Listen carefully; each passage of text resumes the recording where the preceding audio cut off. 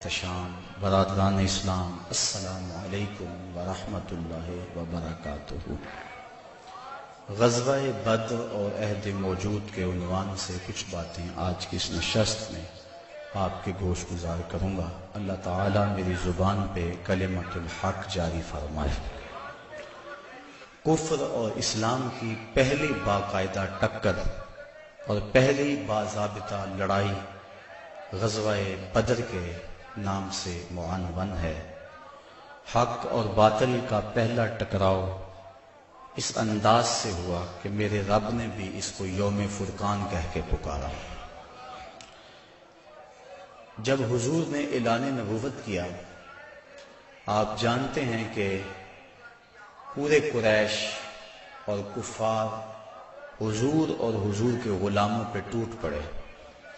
طرح طرح کی اذیتیں، پریشانیاں، دکھ، مصیبتیں، مقاومتیں، مخالفتیں، نکتہ چینیاں، ناموافق حالات کے جکڑ، کیا کچھ نہیں تھا جو حضور نے سہا نہ ہو۔ راہوں میں کانٹے بھی بچھائے گئے، گڑھے بھی کھودے گئے، کوڑے بھی پھینکے گئے، اور طرح طرح کی اذیتیں دی گئیں، آوازیں کسے گئے۔ حضور کے غلاموں کو مشق ستم بھی بنایا گیا۔ تپتے ہوئے سنگریزوں پہ حضرت بلال حبشی کو کھینچا گیا، تپتے ہوئے کوئلوں پہ ان کو لٹایا گیا۔ حضرت سمیہ کو مکہ المکرمہ کے ایک چوک میں ابو جہل نے قتل کیا۔ یہ اسلام کی پہلی شہیدہ ہے جن کے خون سے مکے کی سرزمین لالہ زار بنی۔ حضرت عمار ابن یاسر کی والدہ حضرت سمیہ رضی اللہ تعالی عنہا، ان کے خون سے مکہ لالہ زار ہوا۔ حضرت یاسر کو شہید کیا گیا۔ کون کون سے دکھ تھے اور دکھوں کی کون کون سی قسم تھی جو آزمائی نہ گئی ہو۔ پھر حضور طائف گئے تو جو مصیبتیں، جو دکھ وہاں پہنچے، وہ ایک الگ دردناک کہانی ہے۔ حضرت ام المومنین سیدہ عائشہ صدیقہ رضی اللہ تعالی عنہا فرماتی ہیں، میں نے ایک دن حضور سے پوچھا، حضور احد کے دن سے سخت بھی زندگی میں کوئی دن آیا تھا؟ صحابہ کی نظر میں احد کے دن سے سخت دن کوئی نہیں گزرا ہے۔ جب حضور کے سکے چچا شہید کر دیے گئے اور ان کا مسلح بنایا گیا، اعضائے بدنیاں کاٹ لیے گئے اور ان کا ہار پرویا گیا، حضور کے سر پہ پٹی بندھی ہوئی تھی، آنکھوں میں آنسو تھے، اور بار بار پوچھتے تھے ما فعل امی، میرے چچا کی کہانی سناؤ، میرے چچا کی بات سناؤ۔ تو یہ سخت ترین دن تھا۔ تو عرض کی حضور کیا احد کے دن سے سخت دن بھی کبھی زندگی میں آیا؟ فرمایا ہاں عائشہ، جب طائف کے بازاروں میں تیری قوم نے مجھے پتھر مارے تو یہ دن احد کے دن سے بھی سخت تھا۔ ان کے 3 سرداروں کے پاس حضور پیغام حق لے کر گئے، ان کی ہمدردی کا جذبہ لے کر حضور تشریف لے گئے، لیکن انہوں نے حضور کی دعوت کو مسترد کر دیا، بلکہ اوباشوں کے ہاتھوں میں پتھر دیے، اور حضور جب واپس ہونے لگے تو ان کو 2 رویا کتابوں میں کھڑا کر دیا۔ وہ حضور کے پاؤں پہ پتھر مارتے تھے، حضور پاؤں اٹھاتے تو وہ دوسرے پاؤں پہ پتھر مارتے۔ شدت درد اور احساس کرب سے جب حضور بیٹھ جاتے تو ان کے 2 گنڈے آگے بڑھتے، حضور کو کندھوں سے پکڑ کر اٹھاتے اور پھر پتھر مارتے۔ فرمایا عائشہ، یہ دن احد کے دن سے بھی سخت تھا جب طائف کے بازاروں میں تیری قوم نے مجھے پتھر مارے تھے۔ شاب ابی طالب میں جو 3 سال کاٹے، بھلا اس کو تاریخ کیسے بھول سکتی ہے؟ درختوں کے پتے کھا کھا کے گزر اوقات ہو رہی ہے، عورتوں کی چھاتیوں سے دودھ خشک ہو گئے۔ 3 سال سماجی بائیکاٹ کفار نے کر دیا اور غلہ تک نہ پہنچنے دیا، وہاں پانی نہ پہنچنے دیا جاتا، اور وہ 3 سال دکھوں کی، اذیتوں کی ایک داستان ہے جو ختم ہوئی، لیکن پائے استقلال میں لرزش نہیں آنے پائی۔ جن کے مقاصد جلیل ہوں، راستے کی سختیاں ان کے قدموں کو روک نہیں سکتی ہیں۔ تکلیفیں، اذیتیں، مقاومتیں، دکھ، رکاوٹیں ان کے راہوں کو ختم نہیں کر سکتی، اور ان کے اٹھنے والے قدم آگے ہی بڑھتے رہتے ہیں۔ وہ تو پیچھے مڑ کے دیکھنا بھی توہین جستجو سمجھتے ہیں۔ تو غہ نہ برد شوق ہے، منزل نہ کر قبول، لیلا بھی ہم نشیں ہو تو محمل نہ کر قبول۔ وہ تو آگے بڑھنا ہی زندگی کا حسن اور زندگی کا زیور سمجھتے ہیں۔ میرے اور آپ کے آقا و مولا صلی اللہ علیہ وآلہ وسلم نے سارے دکھ سہے، سارے غم جھولی میں ڈالے، ساری تکلیفیں سہی، زبان سے بد دعا بھی نہیں دی۔ طائف کے بازاروں میں جب یہ اذیت ناک مراحل سے گزرے، اس وقت جو 7 صحابہ تھے انہوں نے عرض کی حضور ان کے لیے بد دعا بول دیں۔ فرمایا میں رحمت بن کے آیا ہوں، میں زحمت بن کر نہیں آیا۔ لیکن ان کا پہم جب اسرار ہوا تو حضور نے ہاتھ اٹھا دیے۔ صحابہ منتظر تھے، ابھی لب جنبش کریں گے اور ابھی آسمان سے پتھر برسیں گے، یہ 2 پہاڑ طائف کے آپس میں جڑ جائیں گے اور یہ درمیان میں پس جائیں گے۔ لیکن جب لب واہ ہوئے، کلمات کیا ترتیب پائے، اللہم اہد قومی فإنہم لا یعقلون، اے اللہ میری قوم کو ہدایت دے دے، یہ مجھے جانتی نہیں ہے، اگر جانتی ہوتی تو مجھے یوں پتھر نہ مارتی، میری راہوں میں پھول بچھاتی۔ تو پتھر کھا کر دعائیں دینا یہ نبی کا ہی حوصلہ ہے، بلکہ دعا کرتے ہیں الہی کرم کر کو سارے طائف کے مکینوں پر، الہی پھول برسا دے ان پتھروں والی زمینوں پر۔ فرمایا مجھے ان سے نہیں ان کی نسلوں سے ایمان کی توقع ہے۔ تو آقا کریم اس انداز کے اندر جو ہے وہ لوگوں کو دعائیں دیتے رہے۔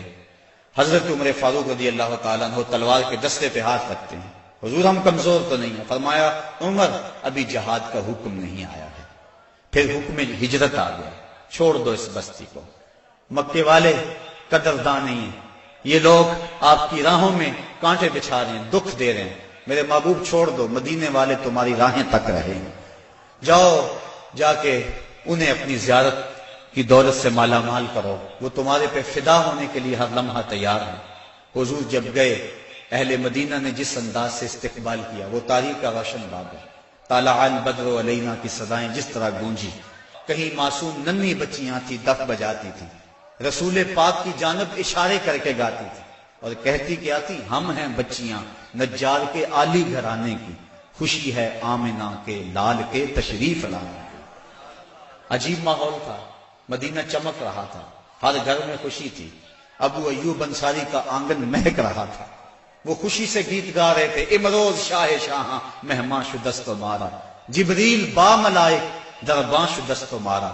لوگوں آج شاہوں کا شاہ ہمارے گھر کا مہمان بنا ہوا ہے، جبریل بھی فرشتوں کو لے کر آج ہمارے گھر کا پہرا دے رہا ہے۔ کیسا ماحول تھا!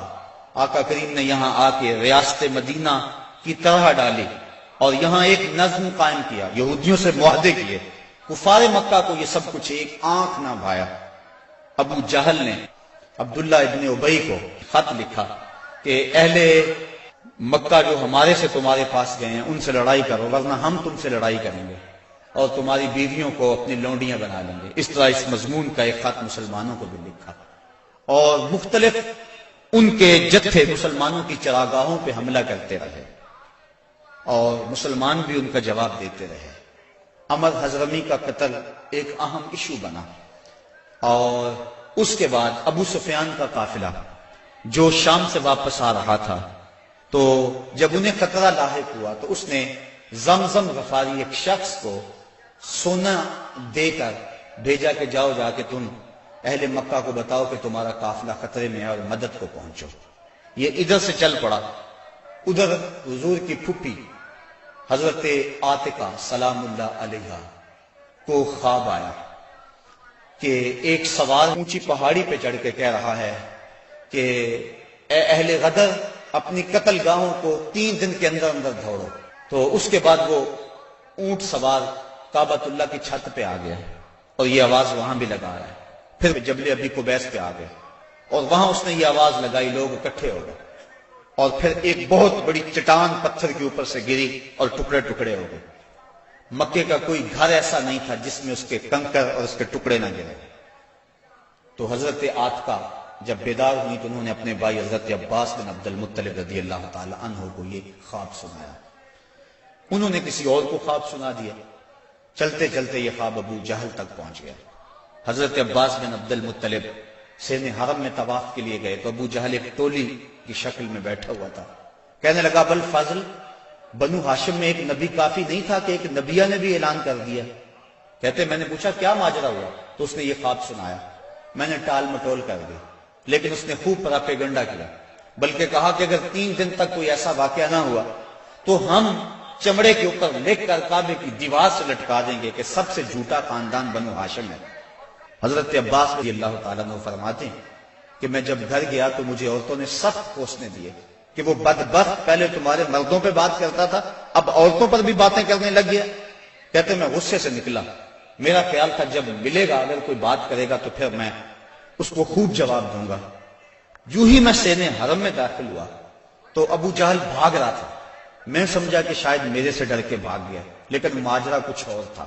زمزم غفاری آ پہنچا تھا اور وہ ایک اونچے ٹیلے پہ کھڑا ہو گیا تھا۔ اس نے اپنے اونٹ کے کان کاٹ دیے تھے، ناک کاٹ دی اور اپنی قمیض پیچھے سے پھاڑ دی اور زور زور سے کہا اللتیمہ اللتیمہ اے ادرک اللتیمہ، اور تمہارا قافلہ لٹ گیا، تمہارا قافلہ لٹ گیا، الغوث الغوث، مدد کو پہنچو مدد کو پہنچو۔ کہتے ہیں بھگدڑ مچ گئی، کیونکہ اس قافلے میں پورے مکے کے لوگوں نے مال لگایا ہوا تھا، لہذا جلدی جلدی وہ جنگ کی تیاریاں کرنے لگے اور 3 دنوں کے اندر اندر وہ مکے سے کوچ کر گئے۔ ابھی ایک منزل پہ پہنچے تھے کہ ابو سفیان کا قاصد آ پہنچا کہ ہم بخیریت گزر آئے ہیں، تم واپس ہو جاؤ۔ سارے صاحب لوگوں نے مشورہ دیا، لیکن ابو جہل کہتا تھا نہ، ہم نے بدر میں جانا ہے، 3 دن تک وہاں ہم نے قیام کرنا ہے، وہاں شرابیں پیئیں گے، وہاں جشن منائیں گے، پورے عرب پہ ہماری دھاک بیٹھے گی۔ اسے بڑے لوگوں نے سمجھایا لیکن وہ ماننے کو تیار نہ ہوا۔ ہر منزل پہ ہر روز کوئی نہ کوئی سردار دعوت کرتا، 9 یا 10 اونٹ ذبح کرتا اور یہ قافلہ آگے بڑھ رہا ہے۔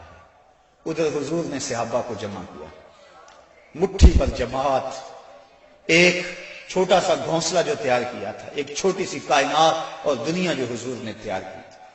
حضور نے فرمایا صحابہ مجھے مشورہ دو، اشیروا علی ایھا الناس، لوگوں مجھے بتاؤ کیا کیا جائے۔ حضرت عمر فاروق رضی اللہ تعالی عنہ، حضرت ابو بکر صدیق رضی اللہ تعالی عنہ، انہوں نے عرض کی حضور آپ جو چاہیں ہم آپ کے ساتھ ہیں۔ حضرت مقداد نے عرض کی حضور آپ برق الغماد تک بھی جانا چاہیں تو ہم آپ کا ساتھ دیں گے۔ حضور نے فرمایا مجھے مشورہ دو۔ ابو بکر و عمر نے عرض کی اے ہادی دورہ، ہمارے مال و جاں اولاد سب کچھ آپ پر قربان، غلامان محمد جان دینے سے نہیں ڈرتے، یہ سر کٹ جائے یا رہ جائے کچھ پرواہ نہیں کرتے۔ اٹھے مقداد، عرض کی اے سرور عالم، نہیں ہیں قوم موسیٰ کی طرح کہہ دینے والے ہم، ہمارا فخر یہ ہے ہم غلامان محمد ہیں، ہمیں باطل سے کیا ڈر، زیر دامان محمد۔ حضور علیہ السلام نے پھر فرمایا شیرو علی ایھا الناس، لوگوں مجھے مشورہ دو۔ حضرت عمر فاروق پھر اٹھے تو حضور نے پھر کہا شیرو علی ایھا الناس، لوگوں مجھے مشورہ دو۔ تو حضرت سعد بن معاذ اٹھے، عرض کی شاید حضور کی مراد انصار سے ہے، ادب سے عرض کی انصار ہیں ہم یا رسول اللہ، غلامان شہ ابرار ہیں ہم یا رسول اللہ، اگر ارشاد ہو بحر فنا میں کود جائیں ہم، ہلاکت خیز گرداب بلا میں کود جائیں ہم، نبی کا حکم ہو تو پھاند جائیں ہم سمندر میں، جہاں کو محو کر دیں نعرہ اللہ اکبر میں، یہ قریش مکہ تو کیا چیز ہیں، دیووں سے لڑ جائیں، سنانے نیزہ بن کے سینہ باطل میں گڑ جائیں۔ حضور آپ کا حکم تو ہو۔ آقا کریم علیہ السلام خوش ہو گئے، فرمایا چلو بدر کی طرف پیش قدمی ہوئی۔ 313 افراد پر مشتمل یہ قافلہ جب مدینے سے نکلا تو عجیب حالت تھی، مختصر سامان تھا، 2 گھوڑے، 6 زرہیں، 8 شمشیریں، پلٹنے آئے تھے یہ لوگ دنیا بھر کی تقدیریں۔ مسلمان جب نکلے نا تو ان کے پاس تلواریں بھی 8 تھیں، اور وہ بھی مورخین لکھتے ہیں سلامت نہیں تھی، کسی کا دستہ ٹوٹا ہوا تھا، کسی کی نوک نہیں تھی، کوئی زہر میں بجھنے والی تھی، اور 2 گھوڑے تھے، 70 اونٹ تھے، اور 6 زریں تھی۔ جن کے پاس تلواریں نہیں تھی انہوں نے کھجوروں کے ڈنڈے توڑ لیے۔ اللہ اکبر، کیسا منظر تھا، کیسا ماحول تھا۔ یہ لشکر ساری دنیا سے انوکھا تھا، نرالا تھا کہ اس لشکر کا افسر کالی کملی والا تھا، عجیب رنگ تھا اس لشکر کا، چشم فلک نے کبھی ایسا منظر نہیں دیکھا ہوگا۔ فاقہ مست لوگ جن کے بدن پہ پورے کپڑے بھی نہیں ہیں، اور دنیا کی اس وقت کی بڑی طاقت سے ٹکر لینے کے لیے پورے جذبوں کی فراوانی سے جب مدینے سے باہر نکلے تو یہودی اپنی دکانوں پہ بیٹھے ہوئے تھے۔ انہیں دیکھ کر کہنے لگے مسلمانوں تمہارے پاس نہ کوئی اسلحہ، نہ کوئی نیزے، نہ کوئی بھالے، نہ کوئی خنجر، نہ تیغ و تبر، تم کس راستے پہ جا رہے ہو؟ آلات حرب و ضرب تو تمہارے پاس ہے نہیں، تو مسلمانوں نے حضور کی طرف اشارہ کر کے کہا نہ تیغو تیر پر تکیا، نہ خنجر پر، نہ بھالے پر، بھروسہ ہے تو اس سادی سی کالی کملی والے پر۔ ہمارا تو آسرا حضور کی ذات ہے، ہم تو حضور کے سہارے جا رہے ہیں، بنا کر اپنے سینوں کی سپر آیات قرآن کو، بظاہر چند تن کے روکنے نکلے تھے طوفان کو۔ یہ چند لوگ میدان کی طرف بڑھ رہے تھے، حضور علیہ السلام نے 3 اشخاص کے لیے ایک اونٹ مقرر کر دیا کہ باری باری سوار ہوں گے، اور اپنے لیے حضور نے ایک اونٹ تنہا مقرر نہیں کیا بلکہ اپنے ساتھ بھی 2 سوار مقرر کیے، حضرت ابو لبابہ اور حضرت علی المرتضیٰ رضی اللہ تعالی عنہما۔ اور خود حضرت علی المرتضیٰ اور حضرت ابو لبابہ نے عرض کی حضور ہم اپنی باریاں چھوڑتے ہیں، آپ سوار ہیں۔ فرمایا نہ تو تم میرے سے طاقتور ہو کہ تم چل سکتے ہو پیدل، میں نہیں چلتا، اور نہ مجھے ثواب سے بے نیازی ہے کہ ثواب تمہیں چاہیے مجھے نہیں چاہیے۔ فرمایا اپنی باری پہ تم سوار ہوگے، اپنی باری پہ میں سوار ہوں گا۔ محبت کے جوش میں یہ قافلہ آگے جا رہا ہے، عجیب حالت ہے، فاقہ مست ہے، کھجور کو چوس کے روزہ رکھتے ہیں، اسی کو چوس کے افطار کر لیتے ہیں۔ راستے کے اندر ایک جگہ آئی مرج الزبیہ، وہاں ایک چرواہا بکریاں چرا رہا تھا۔ ایک صحابی نے کہا سلم علی رسول اللہ صلی اللہ علیہ وسلم، یہ حضور ہے انہیں سلام کرو۔ وہ کہنے لگا میں تو نہیں سلام کرتا، میں تو سلام تب کروں گا اگر یہ بتائیں میری اونٹنی کے پیٹ میں کیا ہے۔ حضرت سلمہ بن سلامہ 9 خیز عمر ہے، چڑھتی جوانی ہے، انہوں نے اس کے پاس جا کر کہا یہ بات تو حضور سے پوچھتا ہے، یہ تو حضور کے غلام سے پوچھ لے وہ بھی بتا دے گا۔ فرمایا نزوت علیہا وفی بطنہا منکا سخلا، حضور نے فرمایا بس کرو تم نے تو اس کو رسوائی کر دیا ہے۔ تو حضور آگے بڑھے۔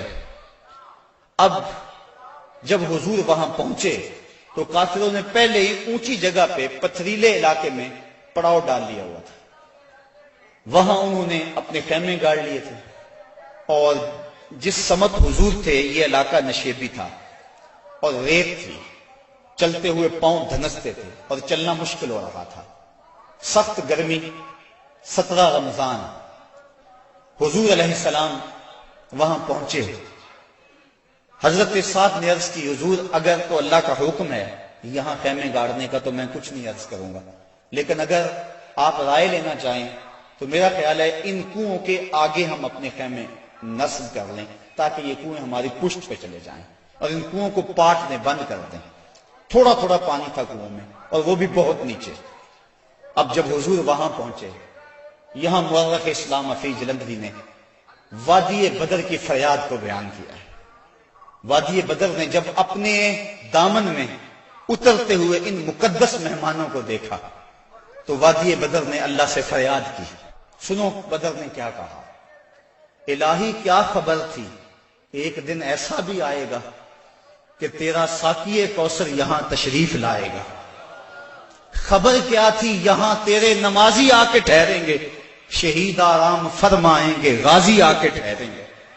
مالک مجھے پتا ہوتا طوفان نوح میرے اوپر سے گزرا تھا، میں کوئی پانی جمع کر رکھتی، آج ان غازیوں کو، ان مجاہدوں کو میں پانی پیش کرتی، میں شبنم کے قطرے جمع کرتی رہتی، اور آج تیرے رسول کے غلاموں کو وہ پانی پیش کر دیتی۔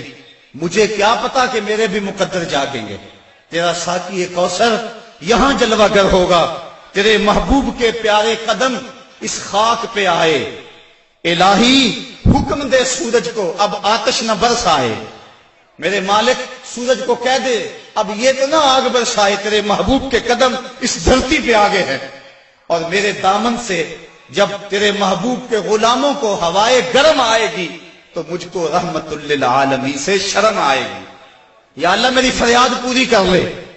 اس وادی نے فریاد کی اور دعا کرتے ہوئے وادی نے کہا برائے چند ساعت ابر بارہ بھیج دے یا رب، برائے چند ساعت ابر بارہ بھیج دے یا رب، بہاراں بھیج دے یا رب، بہاراں بھیج دے یا رب۔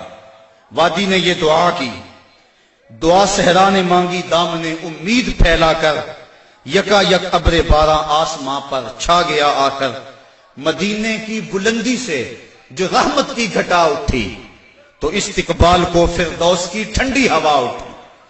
عجیب منظر بن گیا، اچانک بارش برسنا شروع ہو گئی، اور یہ نشیبی علاقے کے اندر جو ریت تھی وہ جم گئی اور حوض پانی سے بھر گیا، اوپر کیچڑ ہو گیا، وہ چلتے ہیں تو ان کے پاؤں پھسلتے ہیں اور یہاں پاؤں جمنے لگے۔ یہ اللہ کی پہلی مدد تھی جو بدر میں مسلمانوں کو پہنچی۔ رات ہوئی، کفار نے عیش و نشاط کی بزم سجائی، لونڈیاں ساتھ آئی تھیں اور گانے والی عورتیں ساتھ تھی جو گا گا کے ان کو داد عیش دیتی تھی اور شرابوں کے جام لڑائے جانے لگے۔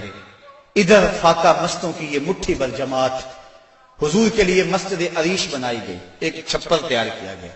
حضرت ابو بکر صدیق رضی اللہ تعالیٰ عنہ حضور کے پیرے کے لیے کھڑے ہو گئے۔ فرماتے ہیں ساری رات حضور نے سجدوں میں، قیام میں اور رکوع میں گزار دی۔ ساری رات اللہ کی بارگاہ میں روتے رہے اور اللہ کی بارگاہ میں عرض کرتے رہے، اللہم ھذا قریش اقبلت بخیلائھا وفخرھا تحادک وتکذب رسولک اللہم فنصرک الذی وعدتنی۔ اے اللہ یہ قریش بڑے فخر سے آئے ہیں، تجھے بھی جھٹلاتے ہیں، تیرے رسول کی بھی تکذیب کرتے ہیں، میرے مالک جو میرے سے وعدہ کیا ہے وہ وعدہ پورا کر دے۔ حضرت ابو بکر صدیق رضی اللہ تعالیٰ عنہ فرماتے ہیں حضور کی چادر انور سر سے سرک کے کندھوں پہ آ جاتی اور کندھوں سے سرک کے حضور کی کمر پہ آ جاتی، اور میں حضور کی چادر دوبارہ سر پہ دیتا اور عرض کرتا بس کرو یا رسول اللہ، بس کرو، اللہ کی مدد آ جائے گی، بس کرو۔ لیکن حضور بار بار کہتے یا حیو یا قیوم، یا حیو یا قیوم۔ ساری رات حضور نے دعاؤں میں گزار دی۔ جب سحری کا وقت ہوا، نماز ہوئی، حضور نے لوگوں کو کہا لوگوں صفیں سیدھی کر لو۔ حضور نے ہاتھ میں چھڑی یا کوئی تیر پکڑا ہوا ہے اور لوگوں کو کہا کہ صفیں سیدھی کرو۔ حضرت سواد رضی اللہ تعالی عنہ ایک صحابی تھے، وہ سب سے تھوڑا سا آگے بڑھ گئے۔ حضور نے وہ چھڑی سے ان کے پیٹ میں ٹھوکر دی کہ اس طرح یا سواد، سواد سیدھے ہو جاؤ۔ تو حضرت سواد سیدھے ہو گئے، ساتھ ہی عرض کرنے لگے حضور مجھے اس کی بڑی تکلیف ہوئی ہے، درد ہوا ہے، میں آپ سے بدلہ چاہتا ہوں، قصاص مانگتا ہوں۔ سارے صحابہ ان کے کان کھڑے ہو گئے، اس حالت میں یہ کیا کہہ رہا ہے؟ حضور نے فرمایا اچھا بدلہ لے لو۔ عرض کی حضور جب آپ نے مجھے چھڑی ماری تھی تو میرا پیٹ برہنہ تھا، حضور نے زرہ کے بند کھول دیے اور پیٹ ننگا کر دیا۔ حضرت سواد نے جب حضور کے چمکتے ہوئے بطن کو دیکھا فقبل بطنہ، تو چمٹ گئے اور حضور کے پیٹ کو چومنے لگے۔ حضور نے فرمایا سواد تجھے اس چیز پہ کس نے ابھارا؟ عرض کی حضور منظر آپ کے سامنے ہے، میں اس لیے یہ کام کیا ہے کہ آخری وقت میرا بطن آپ کے بطن سے چھو جائے۔ اللہ کے محبوب علیہ السلام نے صفوں کو سیدھا فرمایا اور پھر جا کے حضور نے سجدے میں سر رکھ دیا اور پھر حضور نے ایک ایسی دعا مانگی، آج تک ایسی دعا کسی نے نہیں مانگی ہوگی، بڑی ناز والی دعا، بڑی انداز والی دعا، ایسی دعا آج تک نہ کسی نے مانگی اور نہ کوئی مانگ سکتا ہے۔ حضور نے پیشانی سجدے میں رکھ دی، آنکھوں میں آنسو ہیں، یہ فاقہ مست لوگ کتاروں میں کھڑے ہیں، ادھر کفار شرابوں کے نشوں میں دھت للکار رہے ہیں، حل میں مبارزن، آؤ ہمارے مقابلے میں۔ حضور علیہ السلام صحابہ کو صفوں میں کھڑا کر کے آپ پیشانی کو مسجد عریش کی ریت پہ رکھ دیا اور آنکھوں میں آنسو ہیں، اور حضور نے جو دعا کی لفظ سنی، کہا یا رب ان تہلک ہذہ العصابہ لن تعبد فی الارض ابدا۔ میرے مالک میں نہیں کہتا ان کو بچا لے، لیکن دیکھ اس دھرتی پہ تیرا نام لینے والے یہی 313 ہیں۔ میرے مالک اگر یہ نہ رہے تو قیامت تک تجھے بھی رب کوئی نہیں کہے گا، بس یہی 313 ہیں، یہی تیرے نام لیوا ہیں۔ اگر اغیار نے ان کو جہاں سے محو کر ڈالا قیامت تک نہیں پھر کوئی تجھ کو پوجنے والا۔ الہی عہد لیلۃ المعراج پورا کر، محمد سے جو وعدہ ہو چکا ہے آج پورا کر۔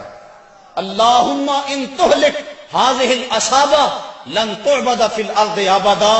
اے اللہ اگر یہ نہ رہے تو قیامت تک تجھے بھی رب کوئی نہیں کہے گا۔ یہ لفظ حضور کی زبان پہ تھے اور چادر سرک کے کندھوں پہ آ گئی، کندھوں سے سرک کے کمر پہ آ گئی۔ حضرت ابو بکر صدیق کہتے ہیں بس کرو یا رسول اللہ، حسبک یا رسول اللہ، حسبک اللہ یا رسول اللہ، حضور اللہ کافی ہے آپ کو۔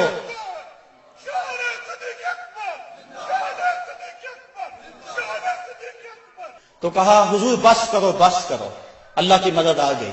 لیکن حضور کی آنکھوں میں مسلسل آنسو ہیں اور کہتے ہیں مالک یہی مٹھی بھر میری زندگی کی کمائی ہے، یہی 313 ہے تیرے نام لیوا روئے زمین پہ، اگر یہ نہ رہے تو قیامت تک تجھے بھی کوئی رب نہیں کہے گا۔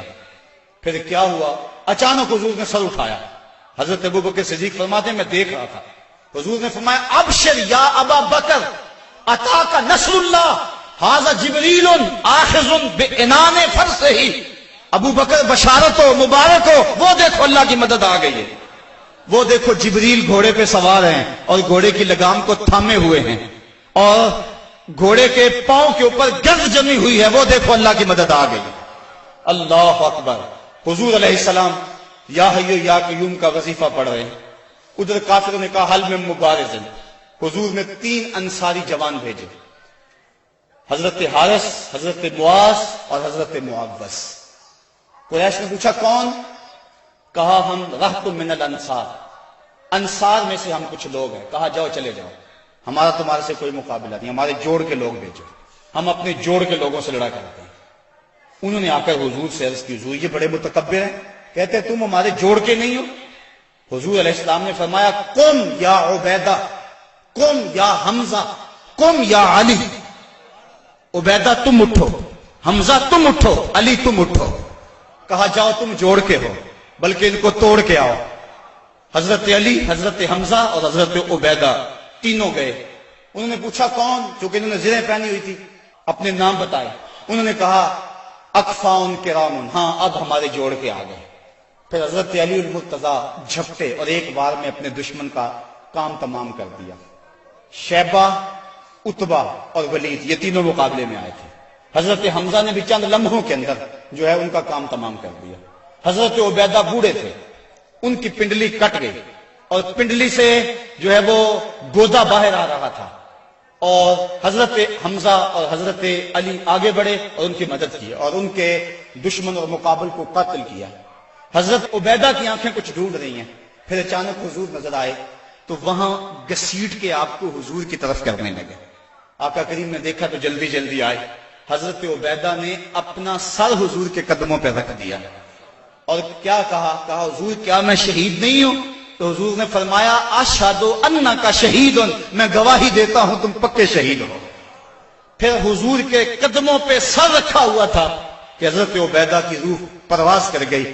گر وقت اجل سر تیری چوکھٹ پہ دھرا ہو، جتنی ہو قضا ایک ہی سجدے میں ادا ہو، مزہ سردار مرندہ انج آؤندہ، میت یار دے بوئے تے پئی ہو دے۔ حضرت حارثہ رضی اللہ تعالیٰ عنہ ایک صحابی، ان کو تیر لگا، وہ شہید ہو گئے۔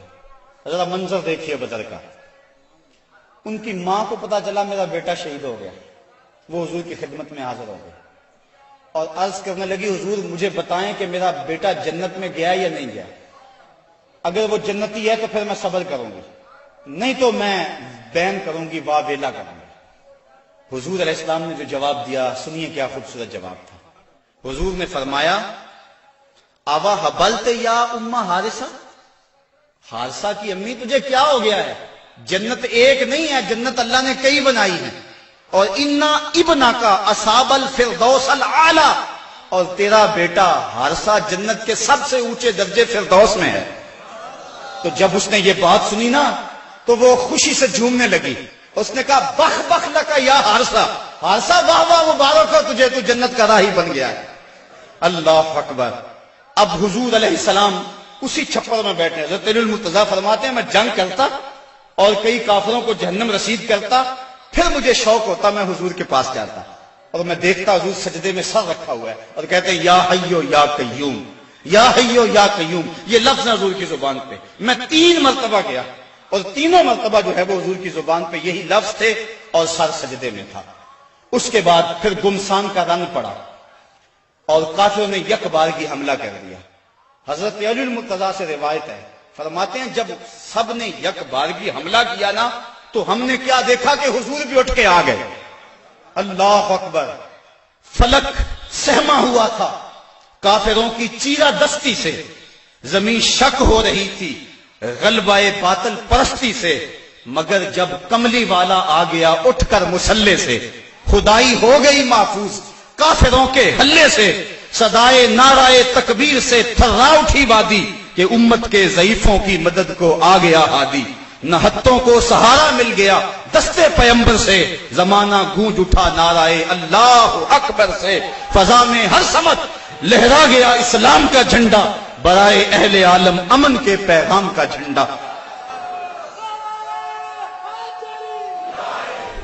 حضور مصلی سے اٹھ کر میدان میں آ گئے، فرماتے ہیں کہ میں نے دیکھا کہ کافروں پر سب سے بڑھ کر جو آگے حملہ کرتا تھا وہ اللہ کے رسول صلی اللہ علیہ وسلم۔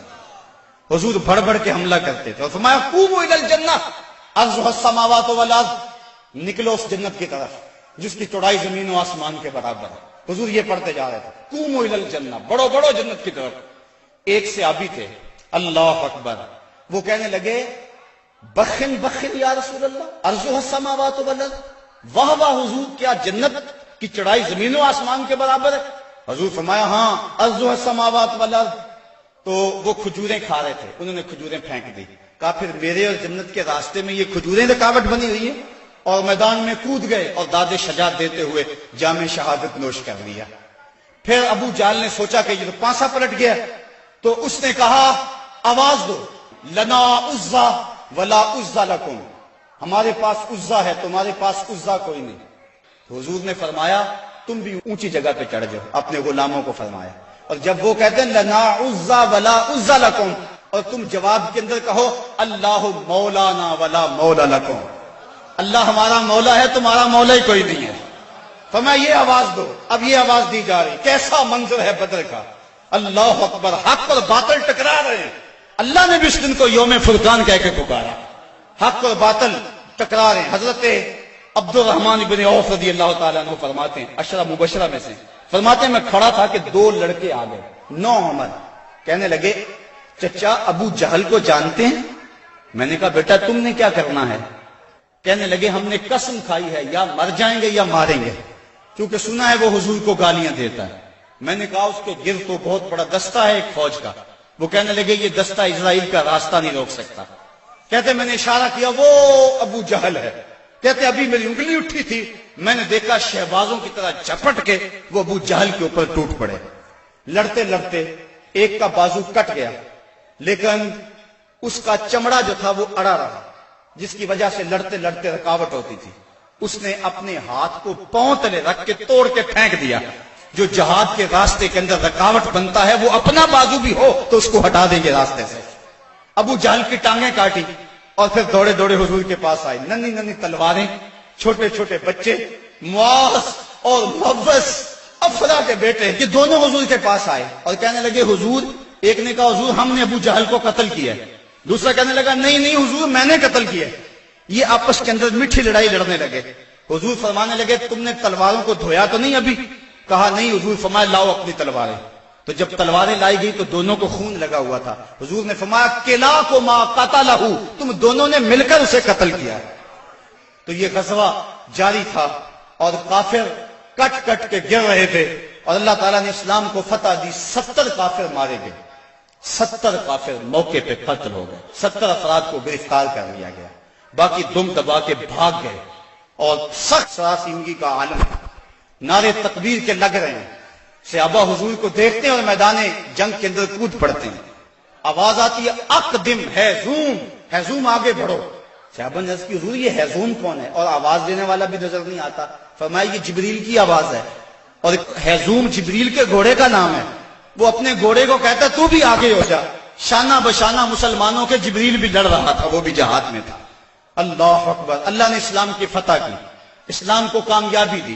اللہ کے محبوب علیہ السلام نے اللہ کا شکر ادا کیا اور لڑتے لڑتے کئی مناظر آئے۔ حضرت عکاشہ کی تلوار ٹوٹ گئی تو وہ حضور کی خدمت میں حضور، حضور تلوار ٹوٹ گئی ہے، تو حضور کے ہاتھ میں ایک ڈنڈا تھا، وہی اس کو دے دیا۔ فرمایا قاتل بہذا یا عکاشہ، عکاشہ اس کے ساتھ لڑو۔ کہتے ہیں جب یوں لہرایا تو وہ لوہے کی تلوار بن گئی اور ساری زندگی حضرت عکاشہ کے ساتھ وہ تلوار رہی۔ حضرت قتادہ کہتے ہیں کہ میرے یہاں تیر لگا آنکھ کے قریب اور آنکھ کا ڈیلا باہر آ گیا۔ میں حضور کی خدمت میں حاضر ہوا، حضور نے اپنا لعاب لگایا اور جہاں وہ ڈیلا تھا وہیں رکھ دیا۔ وکان لا یدری ایو عینیہ اصیبت، حضرت قتادہ کو پتہ نہیں چلتا تھا کہ آنکھ خراب کون سی ہوئی تھی۔ یعنی دونوں کی روشنی ایک جیسی تھی اور کوئی نشان بھی باقی نہیں رہا تھا. یہ حضور کے لعاب کی برکتیں تھیں. اللہ نے اسلام کو فتح دے دی. حضور علیہ السلام 3 دن وہاں قیام فرمایا. قیام فرمانے کے بعد حضور وہاں چلے. راستے میں ایک جگہ پہ حضور نے پڑاؤ کیا تو جبریل آ گئے اور جبریل نے کہا ردیتا یا رسول اللہ, حضور آپ راضی ہوئے ہیں کہ نہیں ہوئے ہیں؟ حضور نے فرمایا میں راضی ہو گیا ہوں. کہا مجھے اللہ نے کہا ہے کہ میرے محبوب سے پوچھ کر آنا ہے, اگر اجازت دے تو آنا ہے. تو میں اجازت چاہتا ہوں. حضور فرمایا چلے جاؤ. حضور نے حضرت عبداللہ بن رواحہ اور حضرت زید بن حارثہ رضی اللہ تعالی عنہما کو کہا تم ذرا آگے چلے جاؤ اور اہل مدینہ کو خبر دو کہ اللہ نے اسلام کی فتح عطا فرمائی. یہ آگے آگے چلے گئے, حضرت عبداللہ بن رواحہ اور حضرت زید بن حارثہ, اور جا کے لوگوں کو کہا لوگوں مجدہ باد, مبارک ہو, ابو جہل قتل ہو گیا, امیہ قتل ہو گیا, ولید قتل ہو گیا, عتبہ قتل ہو گیا, شیبہ قتل ہو گیا, ابو البختری قتل کر دیا گیا, ان کے بڑے بڑے سردار قتل کر دیے گئے. اللہ نے اسلام کو فتح دے دی. 70 ان کے قتل ہوئے اور 14 مسلمانوں کے شہید ہوئے, 13 موقع پہ اور 1 راستے میں. اب منافق تو کہہ رہے تھے اتنی بڑی قوم سے ٹکرانا یہ ان کے بس کی بات ہی نہیں ہے. ان کے پاس تو کھجوروں کے ڈنڈے تھے, تلواریں بھی کن تھی, یہ کیسے لڑے ہوں گے؟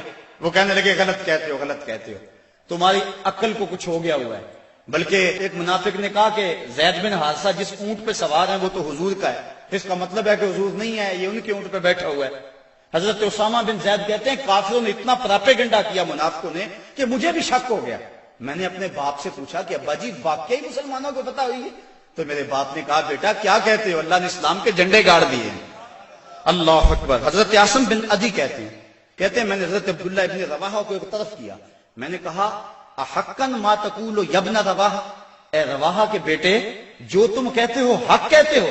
انہوں نے کہا ای واللہ, اللہ کی قسم ایسا ہی ہوا ہے, ایسا ہی ہوا ہے. کافر بھاگ گئے, اللہ نے اسلام کو فتح دے دی. کہتے ہیں کہ جب انہوں نے یہ گواہیاں دی تو جو بچے تھے نا مدینے میں وہ باہر گلیوں میں نکل آئے اور اونچی اونچی آواز کیا لگاتے تھے؟ وہ کہتے تھے قتل ابو جہل الفاسق, وہ فاسق ابو جہل قتل کر دیا گیا, قتل کر دیا گیا. اور اب وہ تیاریاں کرنے لگے حضور کے استقبال کی. آقا کریم جب تشریف لائے وہ منظر مدینے کا دوبارہ تازہ ہو گیا. اور آج میں اس کو مختلف خطبے سید سے پڑھ رہا تھا. کیسا وہ خوبصورت منظر کہ جب حضور تشریف لائے حضور کے چہرے پہ طمانیت کا نور تھا, چہرہ چمک رہا تھا. اور جب حضور نے قدم مدینے میں رکھے تو بنو نجار کی وہی بچیاں دف لے کر آ گئی اور انہوں نے چھتوں کے اوپر چڑھ کر وہی گیت جب حضور آئے تھے تو گایا تھا. آج پھر ان کی زبان پہ ہے طلع البدر علینا من ثنیۃ الوداع وجب الشکر علینا ما دعا للہ دائی, کہ وہ دیکھو چاند طلوع ہو گیا وداع کی پہاڑیوں سے, وہ دیکھو چاند چڑھ گیا ہے. اور حضور یوں تشریف لائے مدینہ کے اندر, اللہ نے اسلام کی عظمت کے جھنڈے گاڑ دیے. اور اس دن کو میرے رب نے بھی یوم فرقان کہہ کے پکارا. 22 رمضان کو حضور نے مراجعت فرمائی اور جمعے کا دن تھا جب حضور مدینہ شریف پہنچے. اللہ تعالیٰ نے اسلام کو فتح دے دی.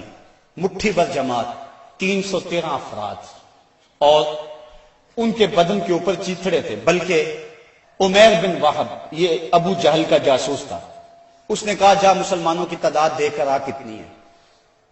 عمیر بن وہب جب واپس پلٹا تو اس نے طلاع دی کہ میں نے خوب وادیاں ٹیلے دیکھے ہیں, کمک بھی پیچھے موجود نہیں, وہ صرف 3 اونٹ کھا سکیں گے, یعنی صرف ان کی اتنی تعداد ہے. ابو جہل کہنے لگا پھر تو 300 کے آگے پیچھے. کہا ہاں. کہا ان کے پاس اسلحے بھی بڑے تھوڑے, بدن پہ جو کپڑے ہیں ان کو پیبند لگے ہوئے, پیٹ بھی ان کے کمر سے جڑے ہوئے. ابو جہل نے صنادید قریش کو اپنے خیمے میں بلا لیا.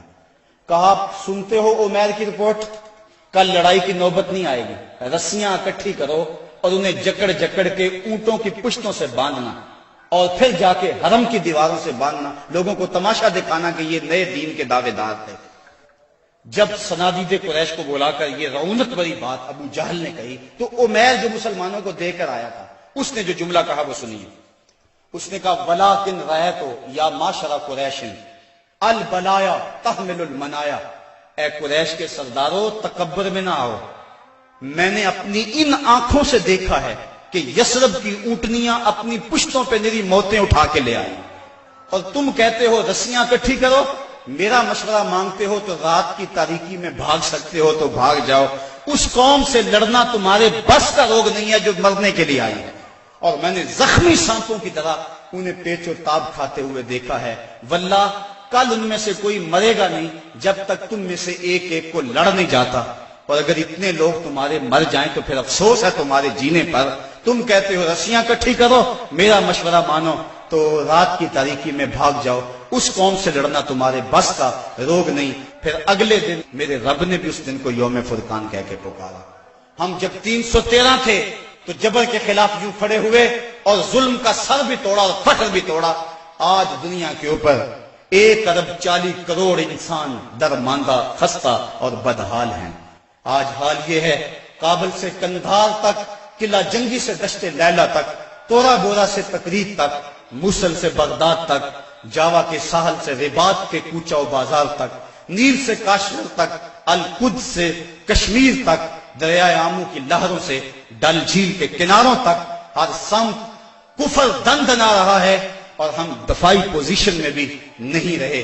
پچھلے دن 4 میزائلوں سے ہمارے وطن کی آبرو پہ حملہ ہوا، اور کتنی بدقسمتی ہے، ہمارے ملک کے وزیر اعظم نے کہا کہ ہم امریکہ سے مقابلہ نہیں کر سکتے۔ میں نے کہا یہ بات صدر کہتا تو شاید مجھے دکھ نہ ہوتا، تو حضرت امام حسین کی اولاد سے تعلق رکھتا ہے، تیرے پاس تو 72 بھی فرد ہوتے، وہ بھی میدان میں لے کر آ جاتا۔ یہ کیسے حالات آگے اور کیسے دن آگے۔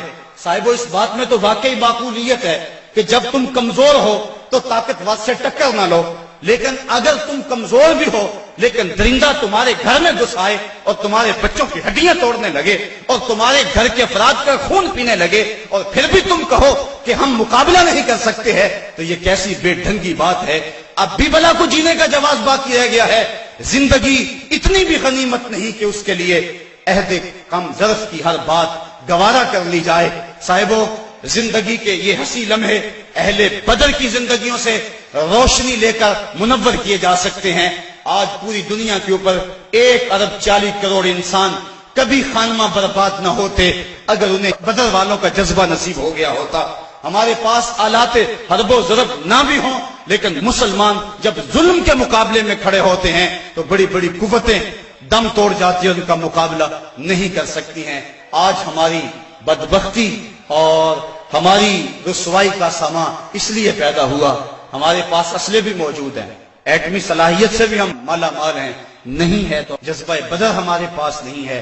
فضائے بدر پیدا کر، فرشتے تیری نصرت کو اتر سکتے ہیں گردوں سے قطار اندر۔